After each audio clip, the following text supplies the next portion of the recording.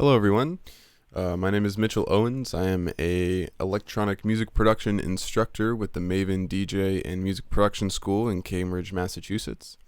And I'm here today to talk about how to finish a track and more importantly, breaking down a track of my own to just show people my own process in what I sort of different kind of tips and tricks that I use to develop single ideas into full songs.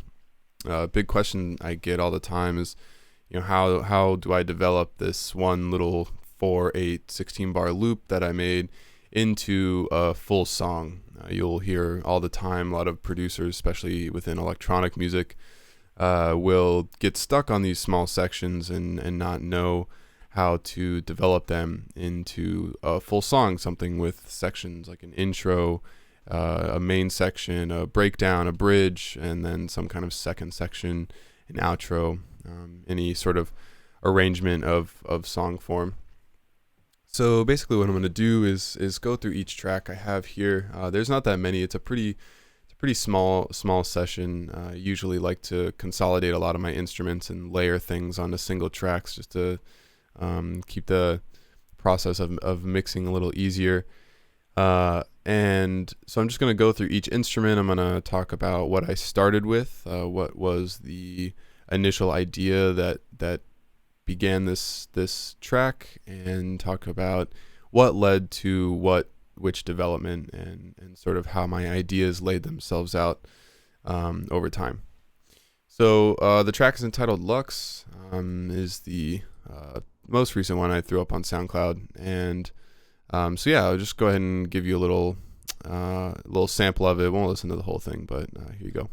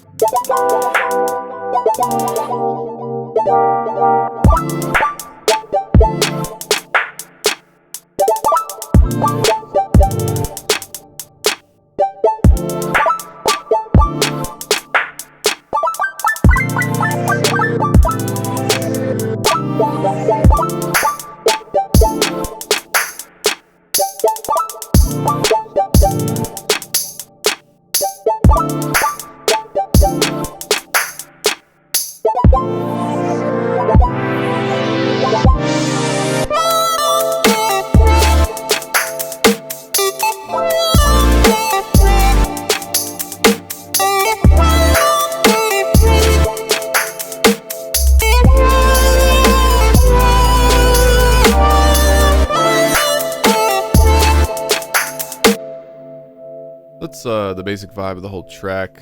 We got a little breakdown section here. Kind of break things down into the main elements here: chord progression, drums, and a little chiptune melody.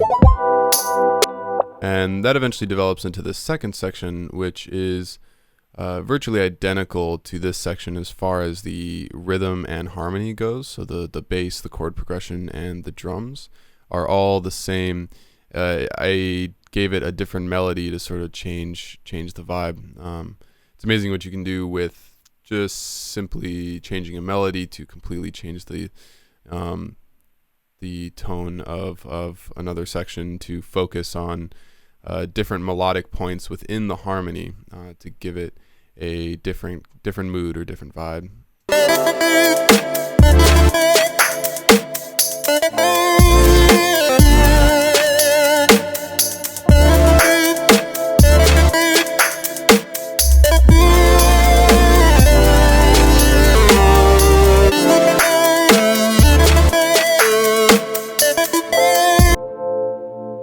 So yeah, so that's that section, and then the outro, I have the melody here with a little bit of filtering and the chord progression and a little bit of drums, and we'll come back to that and talk about sort of what led me to that and how I built the outro. Cool. So, basically, a lot of times, I'm a guitar player, and I'm a much better rhythm guitar player than I'm a lead guitar player, and so chord progressions have always been something that have come easily to me, um, and so a lot of times I will always start a track with some kind of chord progression, and usually my first step, I split up my time working on music into two main focuses. One focus is sound design, and the other focus is the actual composition and production of the music. So I'll spend time making synth sounds, editing drum samples, creating drum racks like this one. I have this thing I just call a mega rack, and I have multiple samples loaded up on each pad here. So like here's a bunch of kicks, a bunch of snares. Sometimes I'll edit them. As you can see here, I took out a lot of the different snare sounds. Here's ones with a bunch of claps, some with hi-hats and different percussion. A lot of samples that I use very regularly, that in my sample library. And same deal with, pad sounds, leads, bass sounds, things that I have designed and I know that I will use again. I keep in my sound library, and when I'm ready to compose and produce, I will pull from that library of sounds. It's a great way to make your workflow a little more efficient, and great way to build a sound library, just taking time to create your own sounds and sort of find your own sonic signature to put into your own music. So so basically I started with this pad here. I use this program called Hive a lot, made by Yuhei. It's a pretty generic soft synth. 2 oscillators, has a sub oscillator. 2 independent LFOs, filters, envelopes. There's actually 4 envelopes, 2 amplitude and 2 modulating envelopes. It's very, very capable, very versatile. Can make really just about any sound. It's not exactly a wavetable synth, but I would put it in that same category as massive, just in its capability and its versatility in making all different kinds of sounds. So let's go ahead and take a listen to what that sounds like.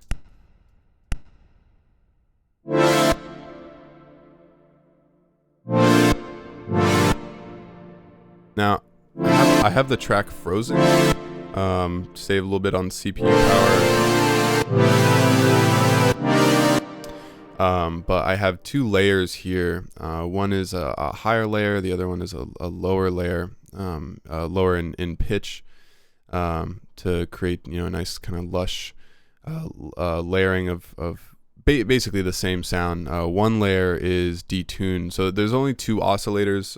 It does have a unison feature, which sort of simulates multiple stacked oscillators, but there's 2 oscillators each, and I wanted a little more than that, so I used an instrument rack here to allow me to, if you pull in an instrument rack, you can take multiple instances of a VST or any instrument that is in live and layer them on top of each other. And so I took one instance and I detuned both of the oscillators by, I think one by 3 cents and the other one by 6, so very small amounts, not enough to make a distinguishable like out of tune sound, but what it does is it gives it this lush chorusing effect, which thickens up the pad a little bit, giving it a filling up a little more space.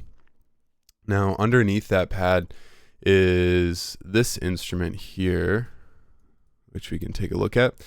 So this was built off of some vocal samples that I found, scouring around the internet, and I just took very small parts of them, warped them a little bit, pitch shifted them so they would correspond to the correct pitch on the key of the keyboard, and used that to actually make a pad out of some vocal sounds. So we can take a listen to that.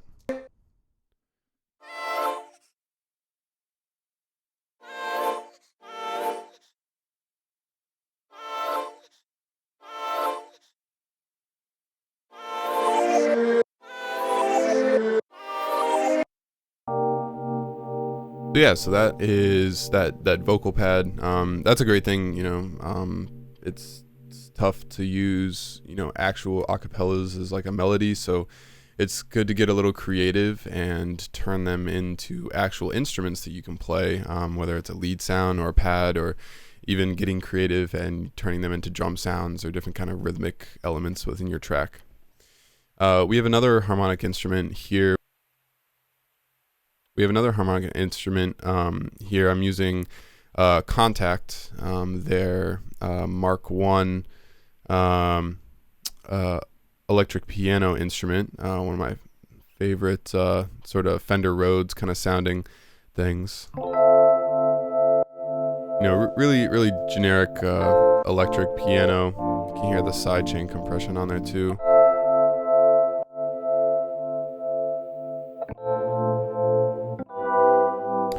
So basically, once I started with this pad here, that big synth pad, and I made that chord progression, then I knew it needed some other layers, so I made this pad, vocal pad, and then I just brought in this electric piano Contact Mark 1, and then gave it various chain of effects, little sound toys, another U-Hay tape emulator, little EQ. Really wanted to narrow the sound a little bit and focus it more on this mid-range, and gave it an auto filter with an envelope to soften up the attack of each hit there. So once I build that chord progression, the next thing I think about is the rhythm behind it, and the drums. So I'll make a chord progression. I'll make 16 bar chord progression or something like that, maybe even shorter, and then I'll basically just loop it, and I'll pull in some drums, and I almost always start with this rack here that I have titled the Mega Rack. I'm sure you've seen a lot of videos on YouTube. A lot of producers do this, where they take their their bread and butter samples, so to speak, and they put an instrument rack on each pad. And then within that instrument rack, you place multiple samples. You can place up to 128 samples. Well, for this specific example, you can put up to 128 different samples. And what you do is you place them all on the instrument rack, and you open up the chain selector here. And basically, let's see, what am I on? My kicks. So I have a knob. If you look right here, this little slider, this knob will switch between all of the different kick sounds. I'm going to get that back. There we go. Yeah, just making sure I ended up on the right kick drum. And so basically you set these bars here are the range of your 0 through 127 in which that kick sample will be played. So whenever the slider is over this bar in the chain selector, that kick sample will be played. So what this allows me to do is sort of customize the kit on the fly with this library of samples. Now, this library of samples that I have on these instrument racks isn't always exactly what I want. And as you can see here, this one entitled Snares used to have a lot of samples in it, but I whittled it down to, the important ones, the ones that I really wanted to use. And also added one, and this is just something completely separate that I added on there. Same deal, got claps, hi-hats, and 2 percussion pads here. So basically I will loop my chord progression and sort of jam over it. Typically I will play in everything unless I actually physically can't play it in. So everything here was played in and then either manually moved or using quantizing, made a little tighter. You can see some of these snares are not exactly perfect, and that's kind of how I like it with my kicks and my snares. I want it to sound natural, and so I give it either very mild quantization or almost no quantization at all. The hi-hats, on the other hand, is something that me as a drum pad player could not play accurately enough.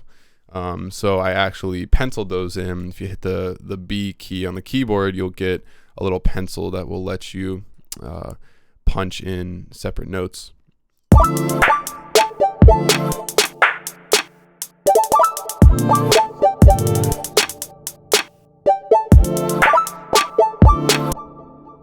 So once I lay down the basic kick and snare pattern, then I'll lay in all my auxiliary percussion, meaning the tambourine,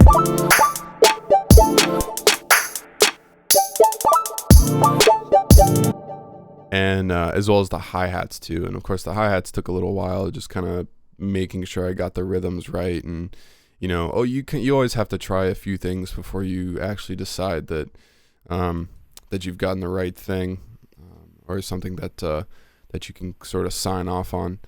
So as you can see, the drums sort of develop by adding one drum sound at a time. So we start with the hi-hat and this sort of kind of muffled snare, or clap, I mean.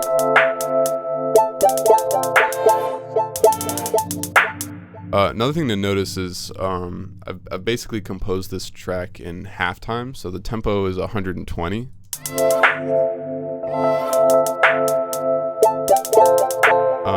But the actual beat, the actual rhythm, the backbeat falls on beat 3 of every measure. So really, it's felt as if it's 60 BPM. A lot of stuff, dubstep is the most obvious example, composing at 140 BPM and then whittling that down to playing it in halftime, so basically 70 BPM.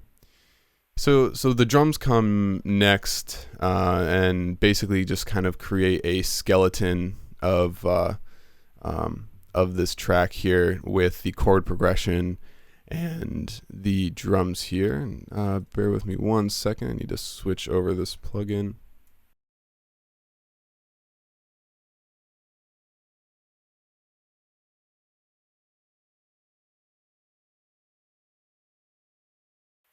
There we go. Use that to route audio, sort of a virtual routing system to record. And so after I finish up the drums there, I basically, at that point, I have like my skeleton. I have my chord progression, I have my drums. I can actually use those two instruments to create the contour of the entire track itself. And what I mean by contour is the building of intensity into the main section, some kind of breakdown, some kind of fall in or decrease in intensity of the song, and then another sort of build up into a second section. There's a form I use a lot, just intro, main section 1, main section 2, sort of a development on the first section, breakdown, and then into another section, and then an outro. So after I finish the drums, after I kind of get that contour down, for me that's a big thing, to get over that 8 to 16 bar kind of limbo that people find themselves in. Is like, once you have enough instruments to work with, forget perfecting that single loop. Don't even start mixing, don't even start EQing, compressing any samples or anything, or any drums. Start to expand things. It's easy as just taking what you have and duplicating it until it's 3 minutes long, and then start to subtract things away to create that contour of the song itself. That's a great way to just help you sort of realize that your end goal is a full song, and it can kind of motivate you and inspire you to create new content for each of those sections, instead of just creating content for that one single loop. Sometimes it can seem daunting. You spread it out, and it's like, oh, it's the same thing over and over and over again. But over time, as you whittle down into each section of the song, you will end up with a nice arrangement and contour to your song. So basically, after I have the drums and the chord progression, The bass comes next, and in this case, the bass is a very easy kind of addition. It is just a sub bass, just a sine wave that plays the root of these chords, and the main function of that is to just give a really nice sub bass foundation to this chord progression. So I can just play the bass by itself, not too interesting.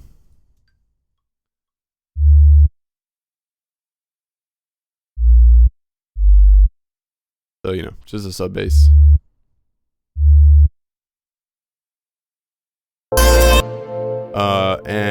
But when you play that underneath the pad, so here's all the chords. Right, and when you add the bass, it really kind of brings it to life.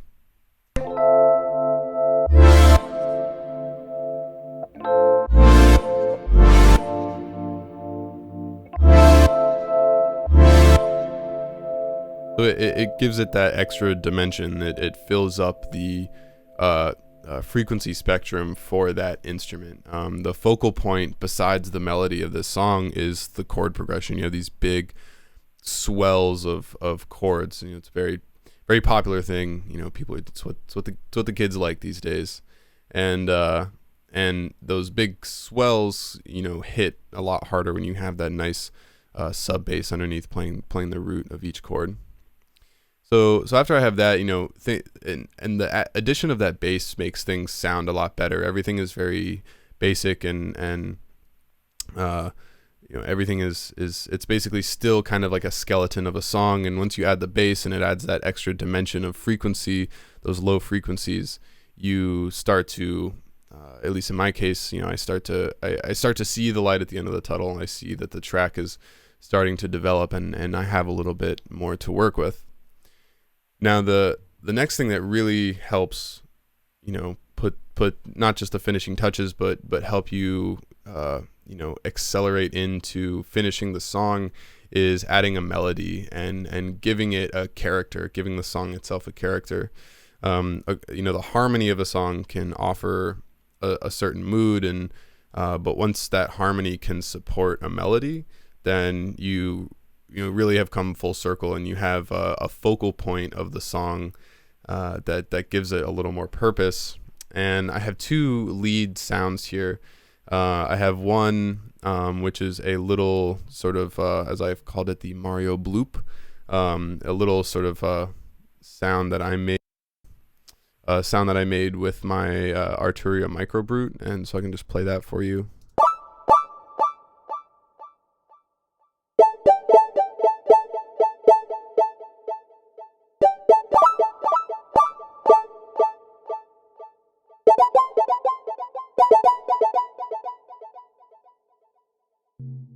So, you know, kind of nice little chiptune sort of sound. You know, definitely drenched in reverb and delay to give it a little more space. So I have that melody. I have that melody sound, and I have this other one.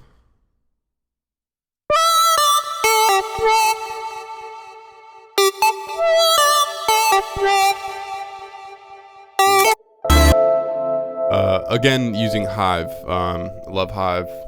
Sounds great. And I have the filter cutoff mapped to the mod wheel on my keyboard, so that's where you hear the swelling of those notes. If I play it back here.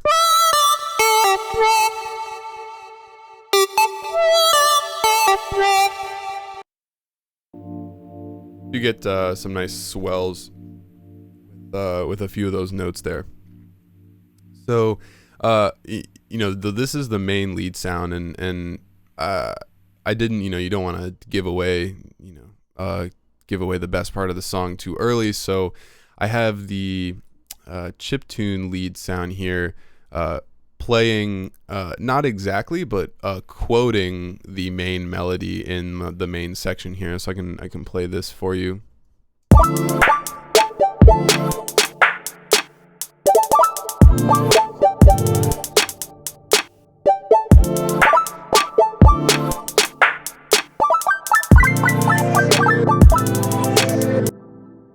right? So it's not exactly the same, but it's very similar. It quotes that main line at the top of every cycle of that motif, that melodic and rhythmic motif. But it has a few other differences, like this big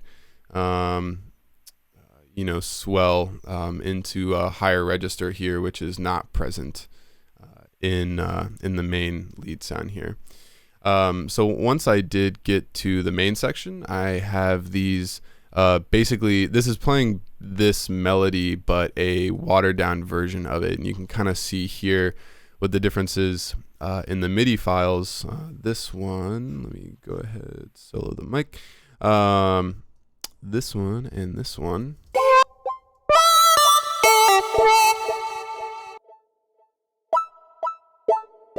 So basically, I have it playing like, what I would call the important notes, the notes that within the harmony I'm focusing on in the melody. So a lot of times the notes that are sustained for the longest. And then it also has a delay, that's just kind of letting it spill over into the next part of the melody. And so I'm just kind of using that to back up this melody. The delay on it sort of fills up a little bit of the space in the background. And it gives a little emphasis on those important notes here in the main melody.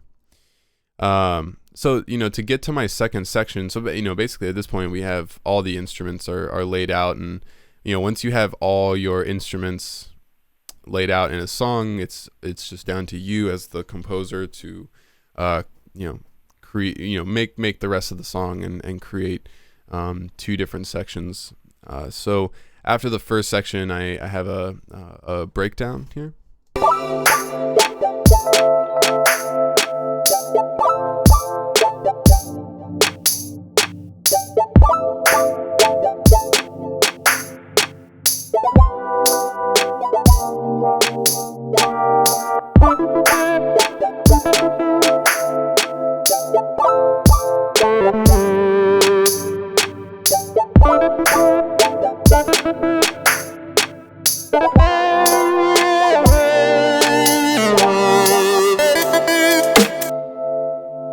So that breakdown serves two purposes. It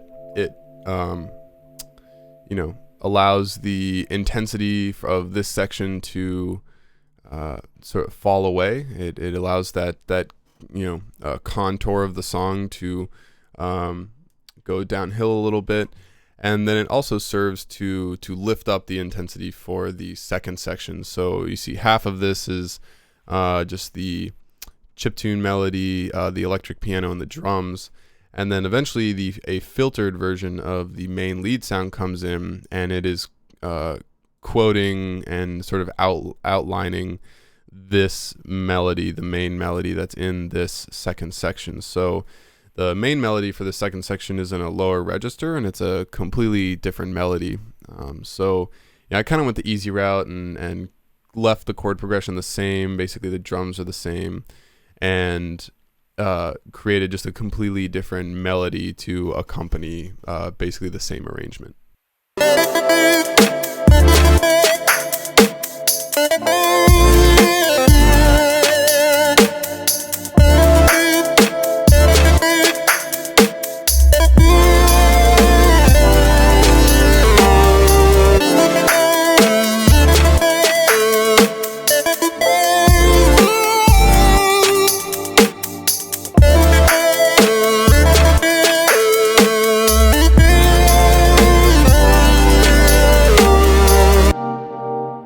And so that's my second section. Not too much going on there, just a different melody. And when I come up with these melodies, I basically just loop the section over and over again, hit record, and just kind of keep playing whatever comes to mind. And once I come up with the certain melodic ideas, motifs, both rhythmically and melodically, then I'll extract out of however long the clip is that I recorded exactly what I want. And then do any sort of editing to the MIDI that's necessary. But for the most part, this MIDI is played in, and it's completely unquantized. especially with having the focal point be a lead like that. I really wouldn't want it to be too quantized. I think about if I was recording a vocalist, that vocalist, even if they were, the best vocalist around, they're human, and they're gonna have a humanized performance, and nothing is really perfect. And I think that's what gives a lot of music its character, is the imperfections within it. So when it comes to creating melodies as a focal point, try your best to practice piano a little bit, or whatever instrument you play. Try and incorporate that somehow into your production to give it that human aspect. So after this section, my outro, I decided to actually play the melody again and filter it, so to bring that sonic intensity down a little bit, and really thinned out the drums here. The kick is still in there, but a lot of the auxiliary percussion is out. Thinned out the hi-hat pattern as well, and I left in the vocal pad, and I left in the electric piano. So we can take a listen to that.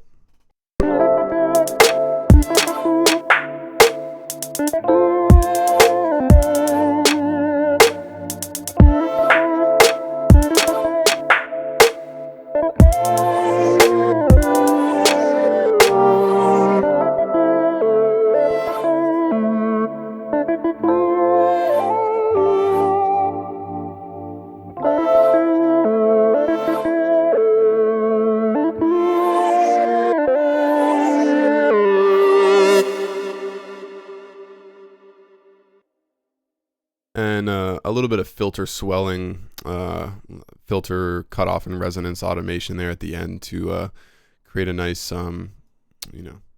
let everybody know that the track is done, and a nice reverb and delay tail there to fade it out.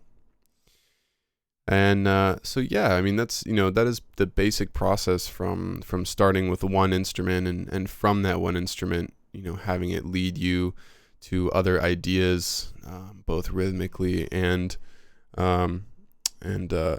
harmonically. So yeah, and after this, the basic, the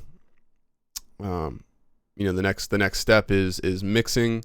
A lot of this stuff, I always say that the big thing is starting with really good sounds. It's really hard to take a poor quality sound, or just a synth sound that just isn't gonna work, something that just doesn't fit the vibe of the song, and actually trying to make that work is a lot harder than just taking the time to either make or seek out a sound that would work a lot better. And it's going to make the mixing process a lot easier, and it'll make the composing process a lot easier. It's a lot easier to compose music with sounds that you really like, versus having to listen to something that you don't like and trying to make that into something you do like is a lot harder. So yeah, that is basically it. The sort of composing and production process, and so hopefully this will help you get out of any kind of rut that you feel that you might be in with perfecting some 8 to 16 bar loop. It's good to just expand those things as soon as possible, to get over that hump there. So thank you for watching and listening. And again, I'm Mitchell Owens, instructor at the MMMMAVEN DJ and Music Production School in Cambridge, Massachusetts. And so yeah, hope you learned something today, and thank you for watching.